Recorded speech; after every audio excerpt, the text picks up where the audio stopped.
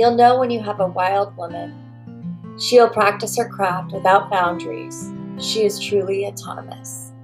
Her loyalty is only to the family she serves, a midwife who will not allow herself to be held back by a system she didn't create.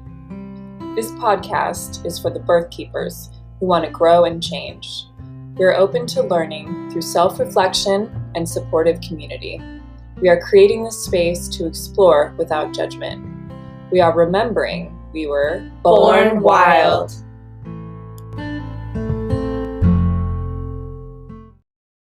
Hello, everyone. Welcome back to the Born Wild podcast. I'm one of your hosts, Sophia.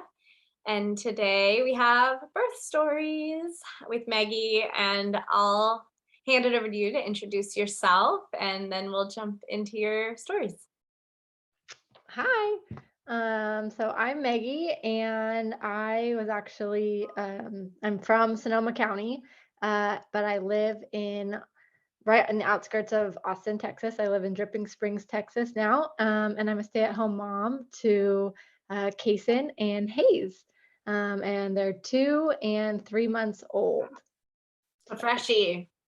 Yes. So you're just out of your 4th trimester. Yeah, exactly. Yeah. Yes. Yep. Cool.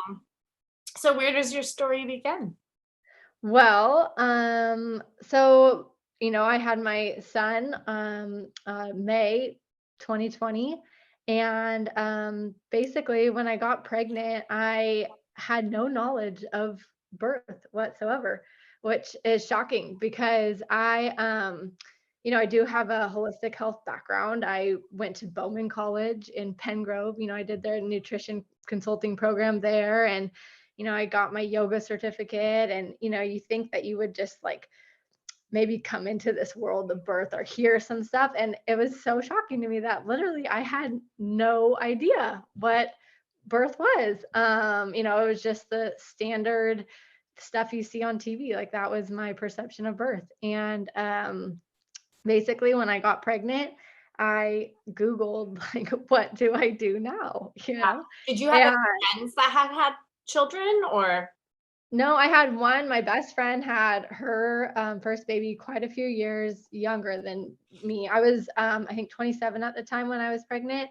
And so she had her daughter probably like 3 years before me. And so still quite a bit of a gap. And I had moved to Texas right when she had her daughter. So there was a big disconnect there, and we didn't really talk about it. And I actually apologized to her after I had my child. I was like, I'm so sorry I wasn't there to support you, because I just had no idea, entering this world of motherhood and how hard it can be. So but yeah, so that's basically what happened. Is I Googled it, I got GYN, and started doing I had 9 months to do my research. And there was a woman that was in my yoga teacher training class that had like a birth company. It was called Birth Fit. And I figured I'd reach out to her. And so we met over coffee, and she was like, what's your plan? What are you going to do? And I said, I'm meeting with an OB and, hospital birth. And I didn't even know there were other options. And she's like, well, you have other options. And that's pretty much what started my whole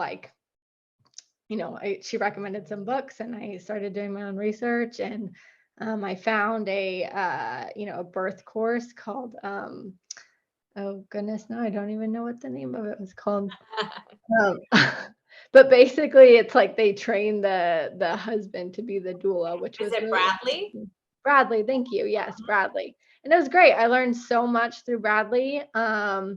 Looking back now, I think I have a little bit different perspective, but I learned a lot. And going through that course, it scared me to have a hospital birth. And I started, questioning everything. I switched to a birthing center.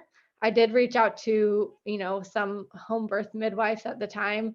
And my decision was based off of insurance, which, it's so interesting.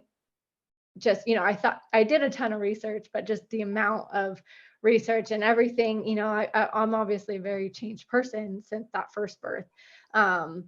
but that was the reason why I ended up going with the birthing center. It wasn't, I wasn't necessarily like most comfortable with that, but I was like, I felt like I could get what I wanted there, and like my insurance would cover it. It's unfortunate that it has to be a piece because especially with insurance, it's so much cheaper to just have a home birth because you're not paying a facility fee, all these things. Yeah.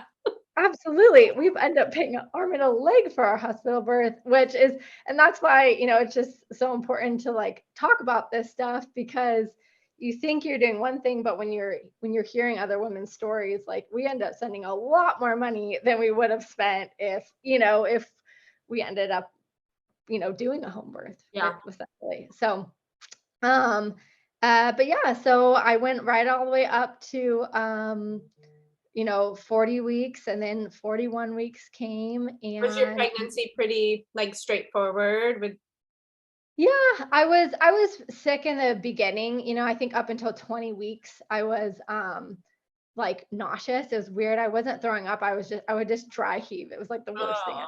oh, Like, I know I looked ridiculous throughout that first 20 weeks. But yeah, so and then after that things got better. And I was teaching like yoga at the time, and I forget I taught yoga way like up until the end of my pregnancy, and I felt really good, and I was like fit, and I was just, I felt good about it. There was a lot of fear throughout that pregnancy, the like all the tests, all the checks. There was just a lot of fear I had, like every time, like getting the phone call that something would be wrong. And this was all stuff that I acknowledged more after the birth.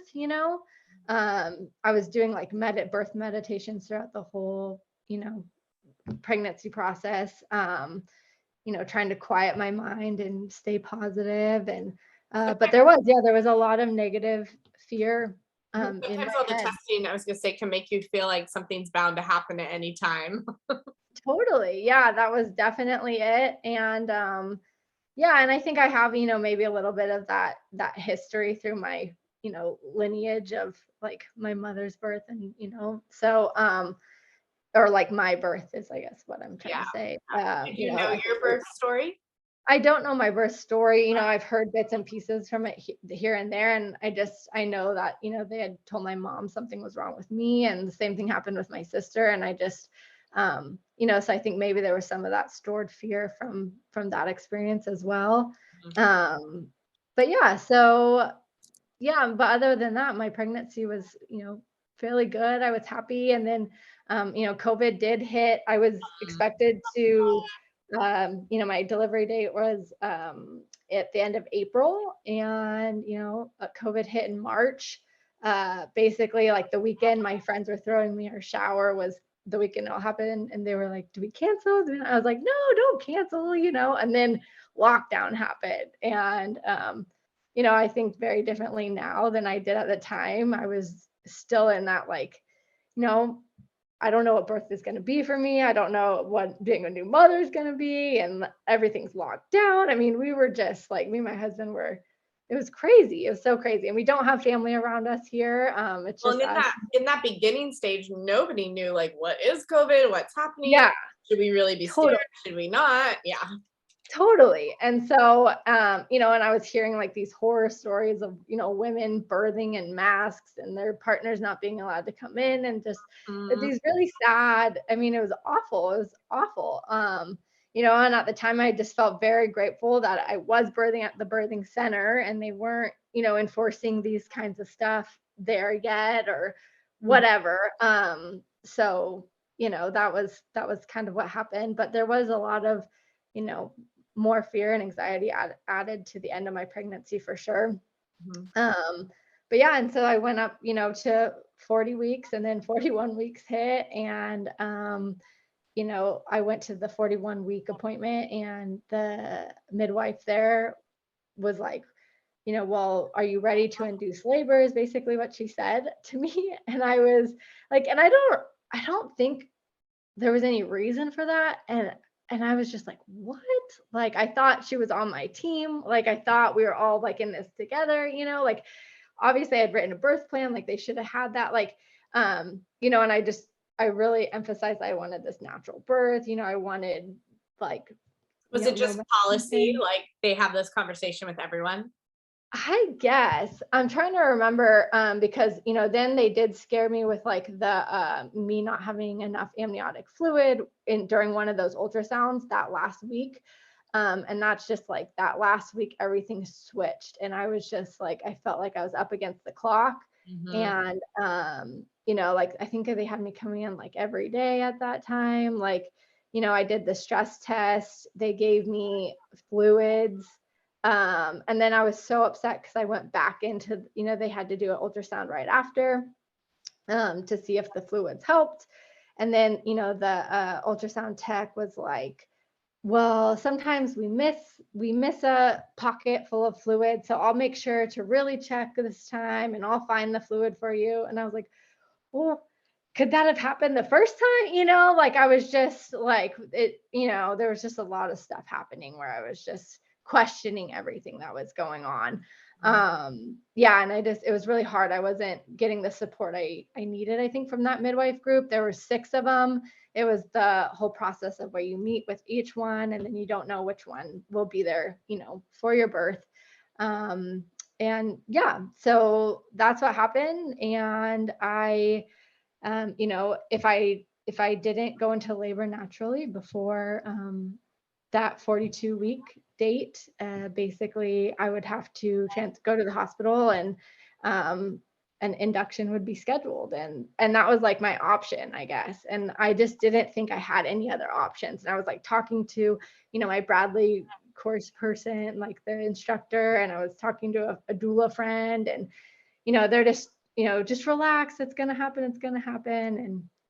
And yeah, it didn't happen. And so I ended up kind of trying to induce myself the day before. I drank castor oil without really their approval of it because I was just so, yeah, I just wanted that. Really desperate. Yeah, I was getting desperate. Exactly. So yeah, that day before, I think I had a induction scheduled at 5 a.m. the next morning, which would have been on a Friday morning. And so Thursday, I think around like 11 or noon, I had some sort of like milkshake castor oil drink that was given to me by a doula friend. And I did start labor that night at 11 and I called the midwife and I was excited. And I said, I think my water broke, because there definitely was a little puddle in my bed. And she said, well, it doesn't sound like it if it's not a whole lot. And, like I smelled it. I don't think it was pee or anything. So, but then contractions continued throughout the night and it was pretty painful. I was like just working through it on the bathroom floor by myself. And then morning came around and I, hopped in the shower and I felt really good after that. And I called the midwife again and she was like, I think you still need to go to the hospital. And I was just like, man, this is horrible. She's like, you can't birth at the birthing center basically. And so I remember just like getting in the car and just being like, this is the one thing they tell you not to do. Like when you're in early, like labor just starting, they say, don't go to the hospital. But it was just because I had that 42-week, time mark. And I had that scheduled induction at 5 a.m. that I guess I just told myself that that's it. Like, I don't know why. I guess I just felt like I didn't have any other options, So yeah, we drove there. The lady checked us in and she said, normally I'm not checking people that look like you in for an induction right now. And I was like, that makes me feel great, as I'm like working through, contractions with my mask on in the waiting room. And so yeah, and then basically I waited for a room and the doctor wasn't there until like 8 or 9 a.m. to actually see me. So, I mean, I was just very frustrated. And that was, kind of the whole thing. I couldn't relax and labor stopped and, they started the cascade of interventions. And, you're taught the whole like acronym, like to basically defend yourself and ask questions and follow your intuition. And I just, at the end of the day, I personally just felt like, it was all slipping away and I really didn't have any other options. And so, yeah, that was kind of my story. So what would that be on? Like my timeline gets so confused because we were there for so long. So that, they did the cervical ripenings. I think I had 2 of them, and I like had done this research, but I didn't even know what it was, right? I mean, you get this stuff put in you and you have to sit there for like 12 hours, I think, or and I didn't even know what I was getting myself into, and it was awful. And yeah, and I thought, I had done all the research, and there was, I didn't know a lot about it. And so basically, at 9 a.m. they started the first one, and then another one happened. And finally I did go into active labor the next morning, like Saturday morning. And that was after they started the pit, and I asked for the low doses and they amped it up. And it just kind of happened, and they were threatening C-section. The midwife was, and finally what happened was the doctor switched and came on to my floor, and she was really the only one that came in and looked me in the eye and said, you can do this vaginally. I just think that you should get epidural because you're just really worked up and you're not relaxing. And I wasn't relaxing. I was so pissed at everybody, honestly. From the minute you walked in, you were on the defense, Yeah, exactly. From the minute, and that's what I mean. I just, I couldn't relax. And yeah, and she was absolutely right. I mean, I was just like, I was so upset. And so I agreed to the epidural. Like she was honestly the first one though that came in and like looked me in the eye and like said, I think she like actually read what I wanted in a sense, like, and she was like, I know you want to do this vaginally. Like she was the first one that really like came and looked me in the eye and said like, this is what I think we could do. She wasn't like, oh, you're going to end in a C-section like the first one was. And I'm just like, so I kind of put my trust in her, and, they did the epidural. I took a nap, and at 7 p.m. that night, I, pushed for 3 hours and my baby was born. And it was still, I mean, it's still like a moment that you'll never forget. And it's still magical and wonderful.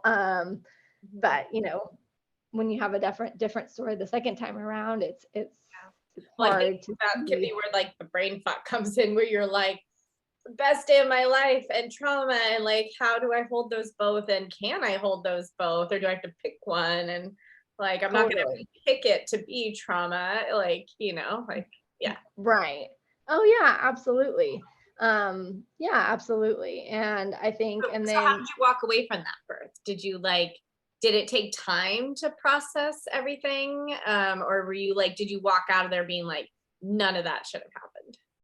yeah, I mean, I knew none of it should have happened from like while I was in the situation. Yeah. I mean, even like it was hard, even, like they were the nurse was like, had her hands inside of me, trying to like stretch me during when I was pushing and stuff. And, I was telling her like not to, like, it hurt, which is so interesting thinking back, because I was like, I had epidural, so how could it have hurt? Like some of these things I was saying, I had to process after, because when you're in it, you're in it, and it's, hard to think. And so, but yeah, it was just like really interesting to process that kind of stuff after. And then, my hospital experience, when we got moved to the postpartum ward, everything shifted there too. I nursed him right away. They did their typical checks. I did get skin to skin. It wasn't like the hour that they say they will give you or anything like that. But, and then they came in like that next morning, because he was born that night at like 10 p.m. And the next morning they came in and said his blood sugar dropped and I can't nurse him anymore. And, they gave him like sugar gel without me knowing. And all of a sudden he's on formula. And that was like my main 2 things, was just like vaginal birth and breastfeeding. And I just remember I was just like, this is just like terrible, everything was just being torn away from me. And I didn't know what to do. And I had to turn myself around in there and say like, we just need to get out of here. And it was really hard to get out of there. they made us stay an extra night because they wanted to, monitor him. And no one even came in that next night to monitor him. And, and that's where it comes down, I think, to, insurance things, money stuff, probably. And how long can we legally keep her and charge insurance? Exactly. And just like the questioning as a mother, like I know the pediatrician came in and was like, well, it looks like you stopped care at 28 weeks. And I was like, no, I transferred. Like, why are my records saying that? Like it was just frustrating to be questioned as, a mother, like taking care of your body and your baby. And so it just set me up for a hard go, I think, afterwards too. I mean, it definitely put a lot of fight in me for sure. I asked for, the supplemental nursing system in the hospital, and they were able to give me that. So that was good. And I was able to breastfeed him right after we got out there. I had a lactation consultant come over like the next day, and I was like, we're going to do this. So that was fine. And he was fine from there on out, like just healthy, and everything was good. But I just remember like when they told me, or I think I went to the first pediatrician, which I didn't end up sticking with, and they said, if he gets a fever during the first 30 days, he'll be hospitalized automatically. And I just like that sunk into me so much, because I was like, I am not bringing my baby back to the hospital. And that was just something that stuck with me throughout.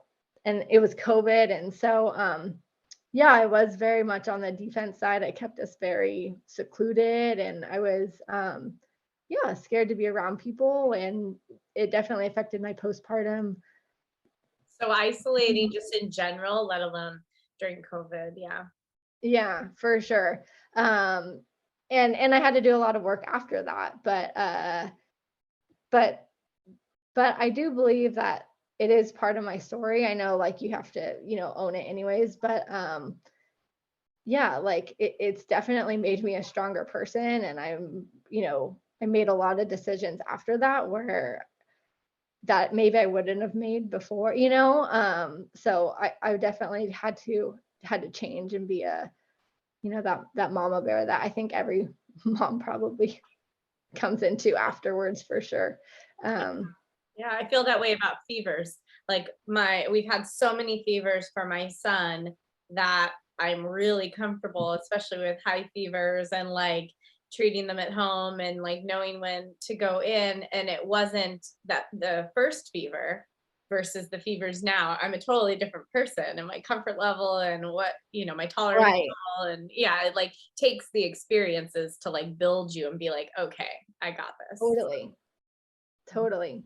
Yeah. Yeah, because I mean, from there, after that, I found, the Free Birth Society podcast, and I don't even know how I found it, to be honest with you. And I just started like delving into all these women's stories who just like birthed on their own. I mean, some people in the woods, like, I mean, just these incredible, wild woman stories. And I was just like, I mean, it gives me goosebumps now just thinking about it.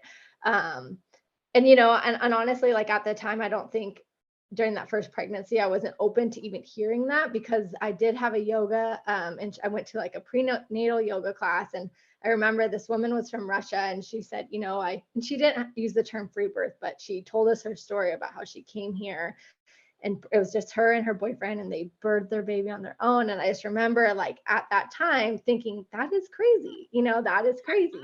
Yeah, I didn't, I wasn't ready for it, obviously, at that time. And I didn't make it a part of my knowledge or my vocabulary or any of that, which I did after my first birth. And I was just like, yes, all of this makes so much sense, that our body is like just your story, all the things that like went wrong, like somebody could hear that and be like, this is why you need to be in the hospital, because like things go wrong, versus the idea that they were caused and that they weren't right. going to go wrong. Totally. Yeah. And I think that's what, I mean, and the problem that with me is I keep hearing these stories of these women's birth stories like over and over again. And that's where I'm just like, it just hurts me to see these women keep going through this stuff. And that's why I was like, I'm not someone to speak out usually, but I was like listening to everyone's birth story for me was just so huge. And if we could get these women speaking about these positive birth stories, maybe it will like cause a really big shift and change. And I feel like I've kind of seen that.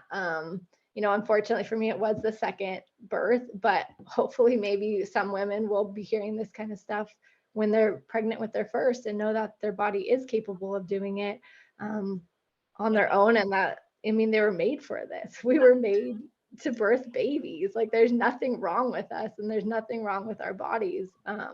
So yeah, but yeah, so that's, I found Free Birth Society, and it was that was kind of really healing to me. And even though I knew, like, my intuition told me like everything was so wrong during that first birth, it just helped me really understand it, and I was able to go back and kind of dive into some certain situations and actually see like what was going wrong. And I was able to shift my mindset as well. And I saw, where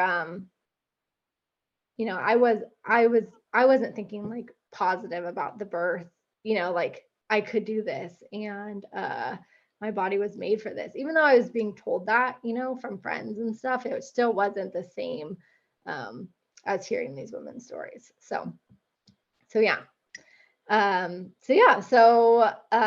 My son is 17 months and I find out I'm pregnant again. And it was a surprise. Was a total surprise. We were planning to move. Our house was on the market. We were moving out of state. And I just remember feeling so tired. And I was just like, how you're pregnant? And I was just like, there's no way I'm pregnant right now. And for sure I was pregnant. And I remember asking my husband, he like got home from work, and I was like, how stressed are you right now? On a scale from 1 to 10. And he starts going through everything like that, the house is on the market, everything's going on. I was like, well, I'm pregnant. And he's like, what? Like, how is this even possible? But so we were still so excited, and I knew like this time around I was going to do things very differently. The Free Birth Society had a like a Black Friday sale going on, and I joined the membership, and I bought their their free birth course, Complete guide to free birth. The complete guide to free birth. Yeah. And even though I just found out, I knew I was going to do that anyways. And yeah, was I pretty much conversation you had with your husband and he was totally on board, or were you just like, it doesn't matter, I'm just going to do it? Yeah, I think it was just like, it doesn't matter. I'm definitely going to do it. We'll talk about it later. Like, because we had so much going on, and I was just, I knew I was going to treat this pregnancy very differently. And it's not that I ignored it. I just like accepted it. I accepted that I was pregnant, and I was like, I'm just going to take care of my body. Like, I'm going to eat well. I told my family right away, like, where the first time around, we waited till I think, maybe even 20 weeks. I forget how long, but there was that fear of losing the baby. And there's just so much fear in that first birth, where the second one, I was like, even if I lose the baby, I mean, it is nice to have people around you, and that is normal. Like, miscarriages happen a lot, and I didn't even know that before all this, right? And so just the whole process of being pregnant and everything just became so much more normalized to me than it was before, I guess. So yeah, and so I didn't act any differently. I just feel like we kept living our life, and we moved and, drove like halfway across the country, a little bit nauseous, but with my 2-year-old, so that was fun. And then, once we got to our new place, we were moving to Idaho. I started looking for, I knew I wanted someone at my birth. I just wanted like this wise woman, basically. And there were no like birth keepers in Idaho. And I just remember like being on the membership page, and I read this one woman's story. And since I'm from, Santa Rosa, I saw Sebastopol. She was from Sebastopol, and I read her story, and she had cited you as a midwife for her birth. And we were going back, to Santa Rosa to see my family. And I figured I'd reach out to you because I was just in the beginning stages of this pregnancy. And I knew, and not necessarily that I wanted free birth, but I just wanted someone that like supported this idea of, physiological birth and, believed in women. And so, I reached out to you and you were so awesome and you met me for breakfast. And I just remember thinking like you were so open. And, I left that meeting just being like, I wish I was in California so you could be my midwife, because you were like literally what I was looking for. But I continued my search after that, and you ended up, supporting me virtually, which was just totally awesome. And I appreciate that so much. It was just special. And I think, a lot of other midwives, kind of wouldn't do that necessarily. So thank you for that. You're welcome. And so we ended up deciding to move back to Texas after that long move, which was crazy. And moving twice in pregnancy. Oh my gosh. I know.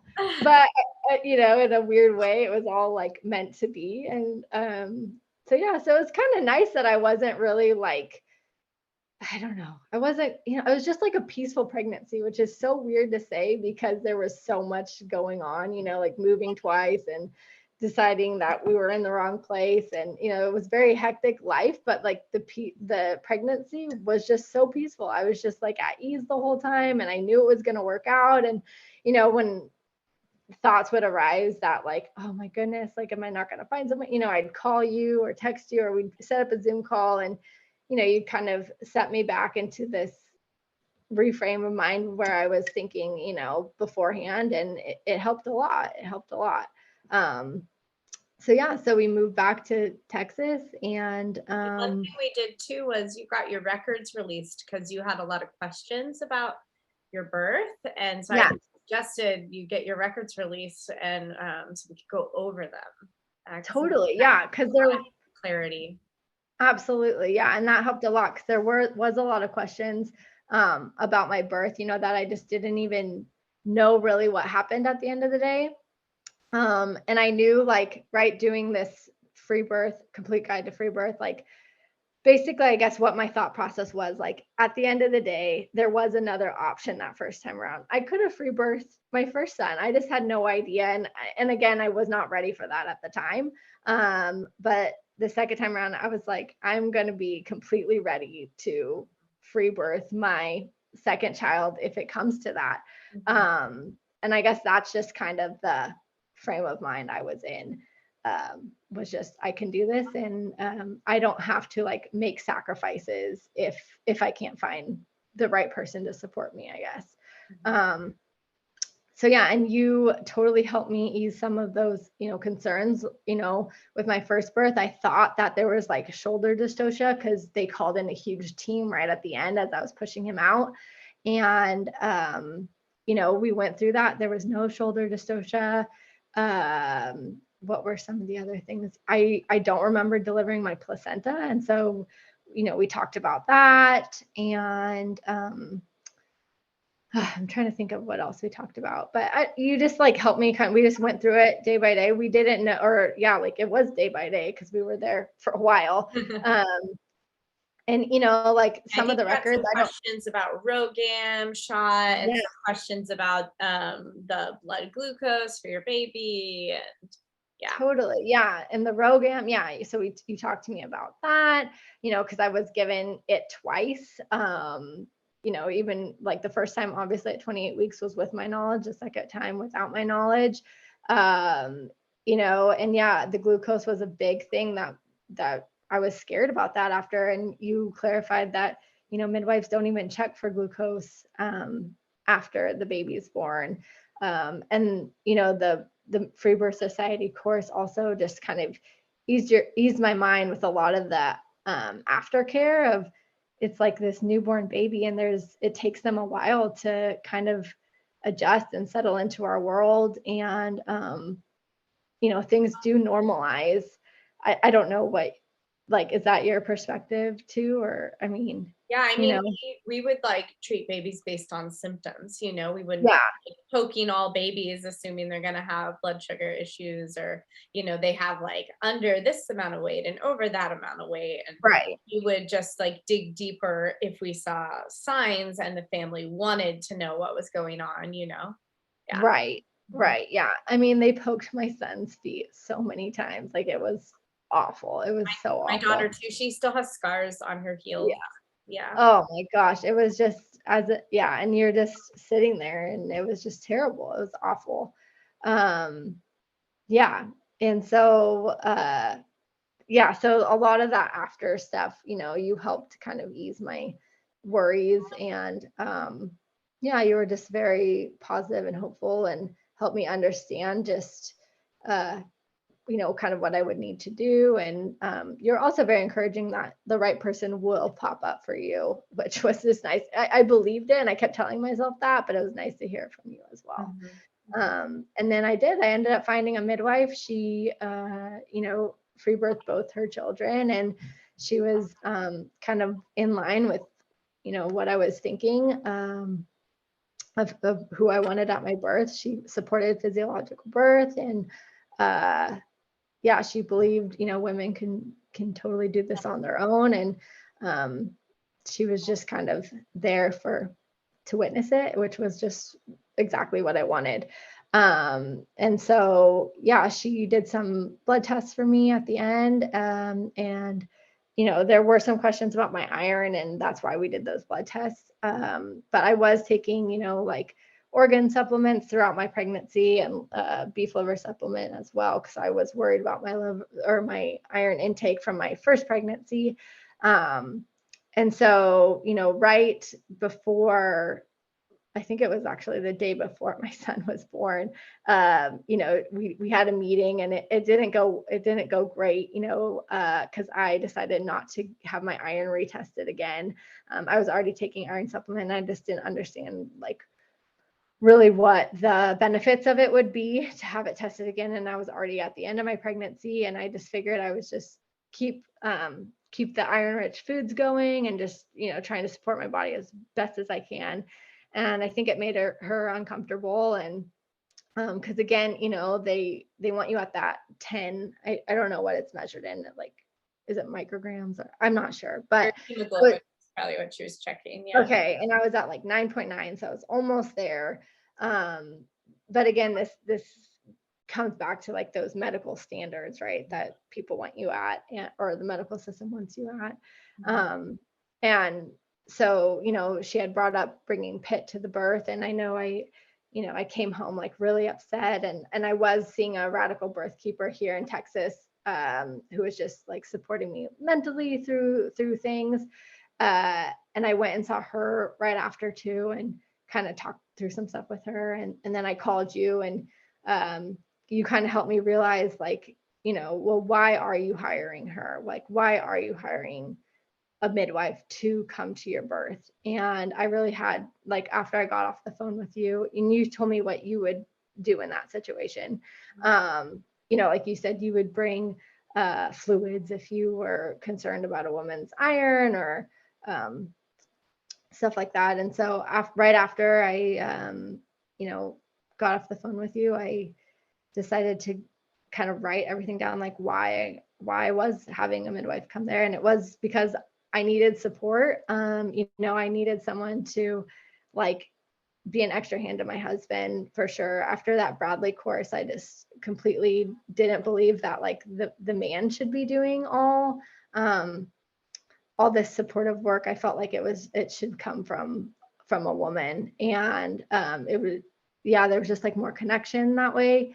And, I decided that really what I was looking for was someone to be there after the fact. Like, I felt completely confident in my body to birth this baby. Like, I didn't want anyone there. I expressed this to my husband, like, your job is to fill the tub and get me like water, or, my juice if I need it, basically. Like, you don't have any other responsibilities except just to, like, support me in the ways I'm asking, which is more of just, an outside role. And I just felt completely confident that I could do this and my body could do this. And, I knew from the first time around, I didn't want anyone touching me. I was, I'm a very kind of private person, and that you're at your most vulnerable state. And I knew I just needed to be 100% comfortable. And I didn't need anyone there watching me or, judging me. I had a lot of mistrust issues from my first pregnancy. And so I just put complete confidence in myself, and I knew I could do it. And so I called the midwife, or I actually sent her an email, and then we talked after, and I said, this is how I feel. And you had mentioned too that, having a client come on late, right? You don't have that time to get to know them. And I think that's what happened with us is, she really didn't get the time to know me, and I didn't get the time to know her either. But we hashed everything out, and, we gained a greater understanding. And so at the end of the day, I did end up calling her. I told my husband, when I got home, I was like, I might not call her, so I was like, that might happen. And he's just like, oh my goodness, okay.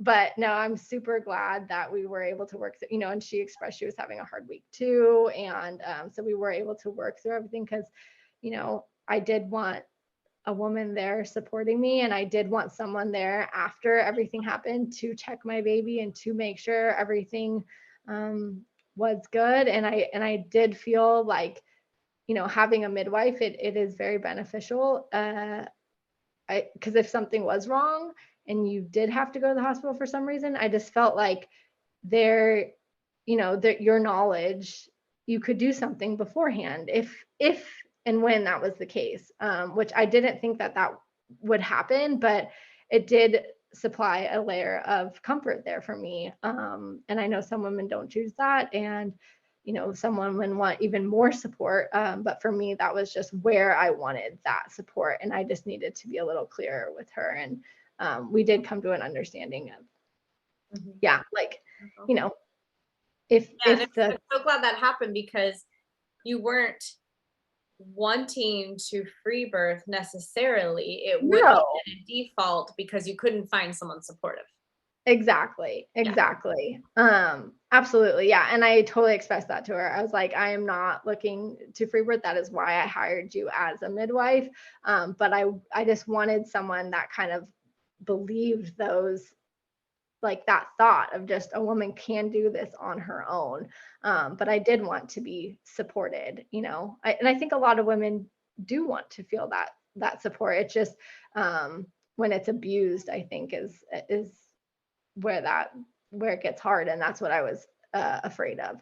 But so basically I was 39 weeks pregnant, almost. I was 3 days before my due date, and the due date was a hard thing. I had to work through that because I was prepared to go over. I listened to so many birth stories where women birth 46 weeks, I was just ready. I was like, okay, I if I have to wait, I'll wait, as long as I felt good, as long as I felt fine. But it was 39 weeks.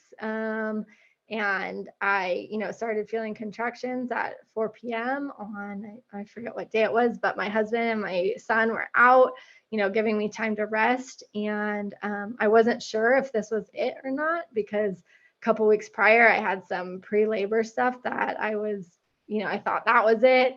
And so I, kind of just kept doing my thing around the house, and my husband came home, and I told him, maybe this could be it. I don't know. So we went on a walk, and it was our last walk as a family of 3. And we came home and had dinner and put my son to bed. And, he told the story that night because he could hear me, breathing through contractions. And they weren't intense yet, but, there was definitely something I had to stop and work through. And after we put him to sleep, I just remember, okay, I think this is it. And we were so excited. I brought all of our birth stuff out and put it on the table. And I told them to put cookies in the oven because I had made cookie dough, and, put it in the freezer. And so it was just a really cool moment of just like, okay, it's going to happen. And we're just like preparing for it.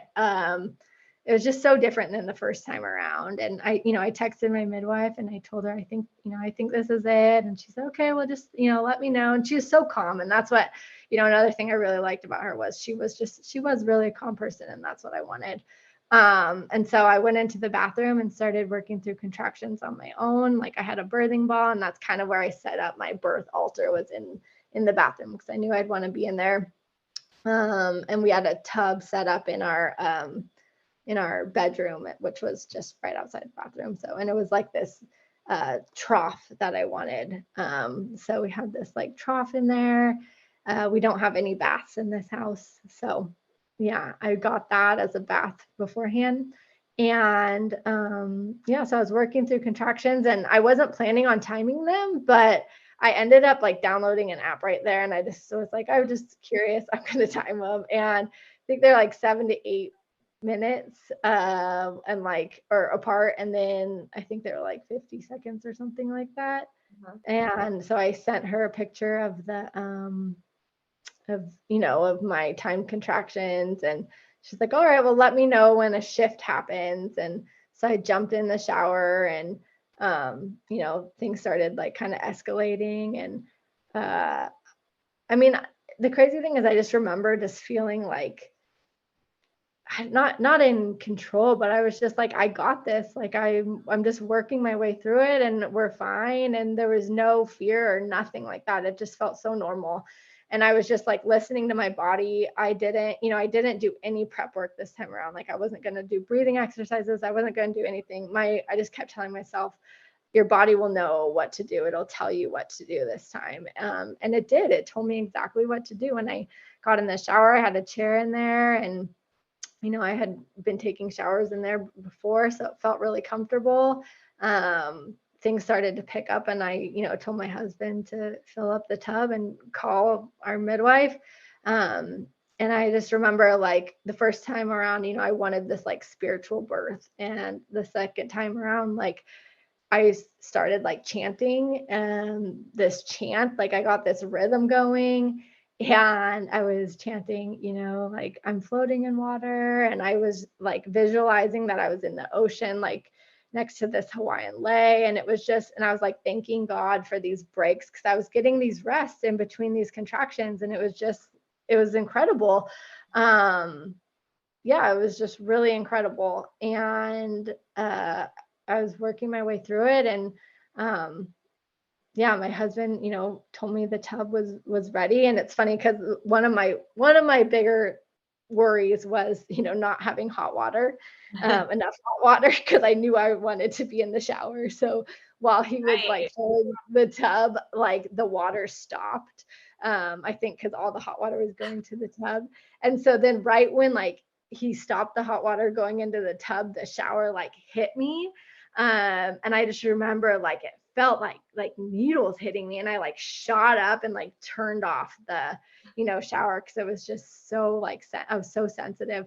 And I jumped in the tub, and like literally I think my timeline is a little bit fuzzy, but I think he was born like maybe 20 minutes after getting in the tub. It felt so good to get in the tub. I felt the urge to push, and because I just had this huge amount of pressure, and it ended up being my water sac, and it broke, and it felt like incredible. I just felt this huge release. And I remember just waiting and listening to my body, and I felt the urge to push again. And I did take a couple pushes to get the head out. And I just remember like roaring so loud, and my son was in the other room. And that was one of the, worries we had, was like he would wake up, and he didn't wake up. Like it all went exactly how we wanted it to go. And I pushed the head out, and, my husband, I could hear him like on the outside of the tub. It was so dark in that room. And so I couldn't see anything. And obviously I'm in my own world as well. But I remember like, I thought he was touching the baby, and I was just like, don't touch the baby. But it was, I could feel it turning inside of me after the head was out. Yeah, he was moving. And I just remember like, don't touch him, you know. And and he's like, I'm not, I'm not, I'm just here. And yeah, and then I felt the urge to push again. I just waited for that big contraction and I pushed and the body just floated out right in front of me. And I scooped up my baby and held into my chest. And I just said, you know, you're beautiful. You're beautiful. Like I felt like a million times, but I just kept saying it over and over. And I just said, take your time, because he did, like, he didn't cry right away. It probably was like, I don't know, maybe a minute, maybe 2 minutes, I don't know. And then he cried, and I was just like, you're home, welcome home. Like, it was just such a different experience. And I can't even explain it enough. Like, just still, I feel it in my body right now. Like, it just makes me want to cry because it was just the most incredible experience ever. Like, that feeling.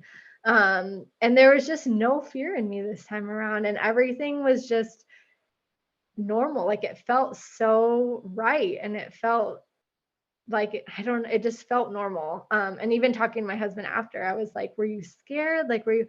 And he said, no, like, and which is really surprising because he wasn't in favor of like the whole free birth idea or anything like that. And he was the one, you know, like pushing to have someone there. And I wanted someone there too. And like the fact that he just felt like it was all normal and it was totally fine. And, you But know, like you said, you really wanted someone there for after. for after. And that's what I got. I got exactly what I wanted. I mean, she showed up 30 minutes later and it was perfect. I mean, after we were in the tub, you know, my husband's like, do you want me to call her? And I said, no, like we're good right now. Cause I just needed like a minute, you know? And I, at the time I still wanted to just like listen to my body. I mean, the baby was crying, like I felt fine. Like I didn't feel, you know, dizzy or lightheaded or anything that were some of the concerns, you know, with being low iron. And I asked him to help us out of the tub. And so he put, you know, towels down and he helped us get to bed. And we got into bed and, you know, and then at that time I was like, okay, like call her and tell her, you know, we had the baby and everything. And, you know, we had a bunch of blankets on top of us and we're just cuddled up in bed. And, you know, and she was just like super calm and, you know, just wait for the placenta. And like the placenta came right away, you know, and I just got out of bed and squatted over a bowl and my husband held the bowl and I, you know, delivered the placenta. And I think he was like shocked by that. It's like he wasn't ready for that. I feel like, and I was just like, this is so cool. Like Well, you and that's know, one like, of the beauties about family birth is like how involved and like how you get to do it together versus like just defaulting to, you know, the birth keeper to do. yeah, Yeah. totally. And that's like what I wanted. I mean, I wanted to catch my baby. I wanted, you know, I just wanted to know that like I wanted to be that person for my baby, you know, which I felt like I wasn't the first time around. And it was just like totally awesome. It was Yeah, just it's like so you were cool. there for your baby and he's there for you, and like what a Totally. bonding experience. It like strengthens your family. Yeah. Oh, 100%. And yeah, it was just perfect. Like it was so perfect. You know, and then like it was funny. After the placenta was delivered, I was like, well, we should check the time, you know? So he like checks the time and it was, you know, I think it was at 10:43. So we just like, well, he was probably born at 10:33. And so we just like guessed and then we were like, well, we should probably check the gender too, because we didn't know if it was a boy or girl. And I just think that's so cool because it was like 20 minutes after I'd, you know, birthed our baby. And it wasn't even a thought in our heads. We were just like, this is so awesome. And Yeah, because it doesn't change anything. Like, what does it matter? no, Yeah. not at all. And he's like, it's a boy. I was like, how do you know? Like, did you look? Like, how do you know? And he's like, I just know. And so we like checked and it was a boy and my husband got like emotional. I was just like, it was just like so awesome. And then, yeah, our midwife walked in 30 minutes later and she was just so calm and just like didn't even do anything. She was just like, hey, and how is it going? And you look great. You know, she was just like just like normal, like she was coming in just to say hi, you know. Um, and we just stayed snuggled up, and I told her everything that happened, and she just like shared that joy and that moment with us. And and then like she was preparing some like tea for me to use later on. And we had cookies. And she did listen to the baby, but it wasn't right away, like nothing was rushed. It was just very calm and relaxed. And I had planned on burning the cord, but we ended up cutting it. My son woke up, which actually was really cool. Like he woke up during all this. And I remember my husband being like, Kayson's awake. And I'm like, okay, except she was helping me go to the bathroom. And I came out and I walked him over and I said, your brother's here. And it was such a cool family experience. And I'm so glad he was there for that. And then he like ate 2 chocolate chip cookies. And by that time he had spilled the best. yeah, he had spilled the bowl of, bloody placenta everywhere. And I was like, okay, I think we should just cut it. Like, it's totally fine. So, yeah, we ended up waiting. It was like 2 hours, maybe 2.5 hours. And we cut the cord.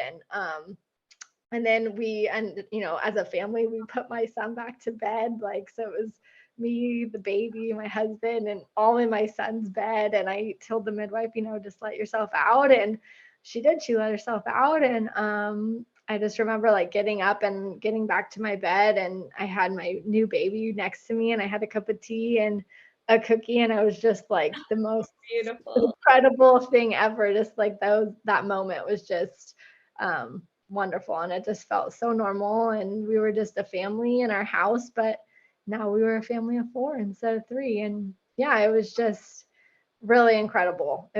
I don't even know how else to describe it. yeah. I mean, nobody else can see but me, but just like the look on your face, like telling this story versus telling the first. It's like, Yeah, this is how birth should leave women, just totally.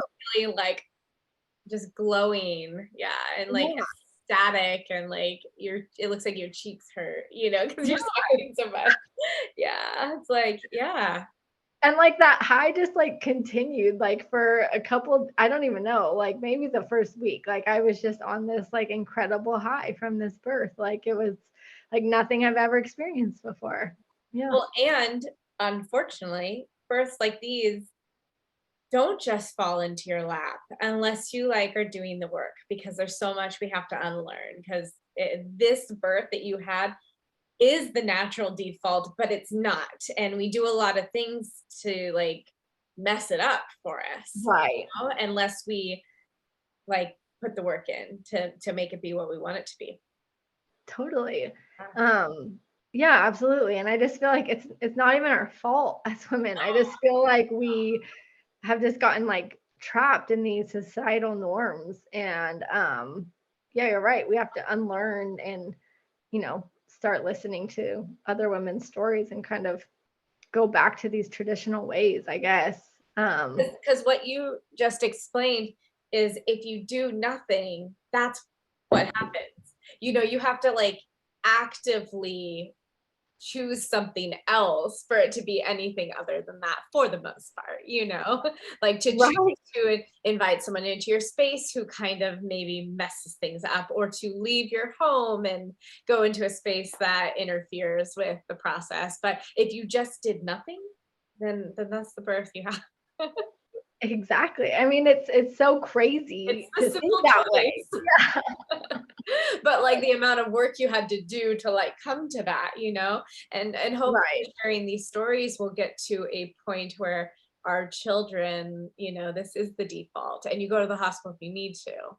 Exactly. Exactly. And that's just why I'm just like, I want every woman to experience that. I mean, I know everyone's story is so different, but I mean, gosh, it was just so incredible. And I just feel like that is how birth should be. And that's how, a woman should leave her birth, is just feeling like on top of the freaking world after. And just being like, I'm a freaking amazing woman. I'm a freaking amazing mom. Like, after you birth like that, you're like, I could take care of this baby. I could do anything, you know? And like, I feel like that's what's supposed to happen. And your husband sees that in you, and Yeah. like, it just puts you, like on this pedestal of your family, like, yeah. But so yeah, that is just what I wish that for all women to just have that incredible experience of just power. And yeah, because we're all incredible and we're all meant to do this. So Thank yeah. you so much for sharing both your stories, and how your first brought you to your second. Beautiful. Well, thank you so much for having this avenue in this community to be able to share that. If anybody wants to reach out to you, how could they connect with you?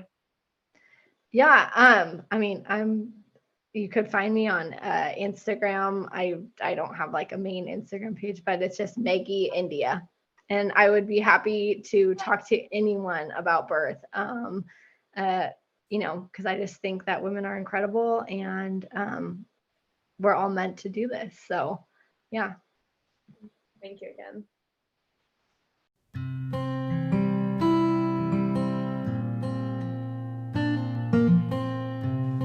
Thanks everybody for listening. You can find us at Born Wild Podcast on Instagram.